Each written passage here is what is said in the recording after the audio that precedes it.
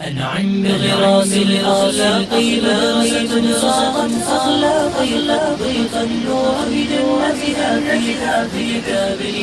الخلاق بصحبة أزهار قصت في الصدق حديث الإشراق وأتيت لأرسم لوحتنا شعرا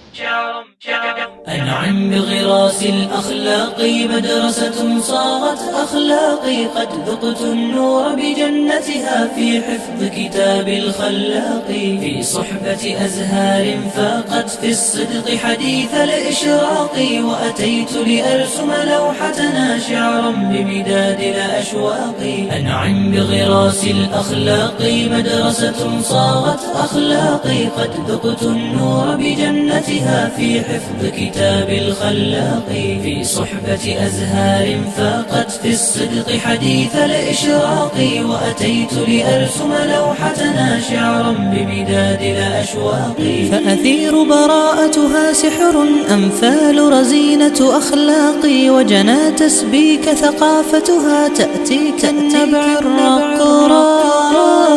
أما الأخلاق فجوهرة تبدو كالضوء البراق وتفاؤل رغد يمنحنا بشرا في أقصى الأعماق وريوف تحلق مبدعة بسماء الإبداع الراقي وسجا تمتاز بإيثار وتبيع الفاني بالباقي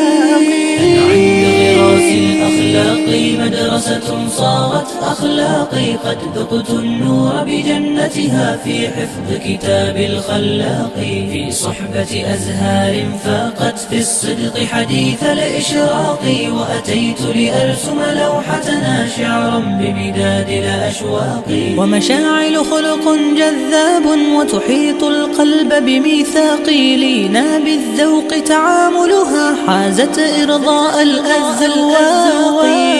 ولدى الضراب بشاشتها تتهادى كالنهر الساقي هبة تتقدم واثقة في كل مجال خلاقي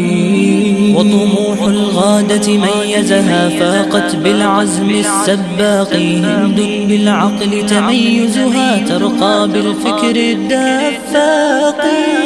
أنعم بغراس الأخلاق مدرسة صاغت أخلاقي قد ذقت النور بجنتها في حفظ كتاب الخلاق في صحبة أزهار فاقت في الصدق حديث الإشراق وأتيت لأرسم لوحتنا شعرا بمداد الأشواق نجلاء أدب مجتمع وتسير بخطو تواقي أنهينا اليوم محطتنا ونسينا كل الإرهاق فالصدر مليء بكلام هو أشرف ما في الأوراق آي الرحمن ستحفظنا وبها سنطير لآفاق أكرم يا رب معلمة تسعى للبذل بإشفاق يا رب وحقق غايتنا فبدونك ليس لنا واقي فالصدر مليء بكلام هو أشرف ما في الأوراق آي الرحمن ستحفظنا وبها سنطير لآفاق أكرم يا رب معلمة تسعى للبذل بإشفاق يا رب وحقق غايتنا فبدونك ليس لنا واقي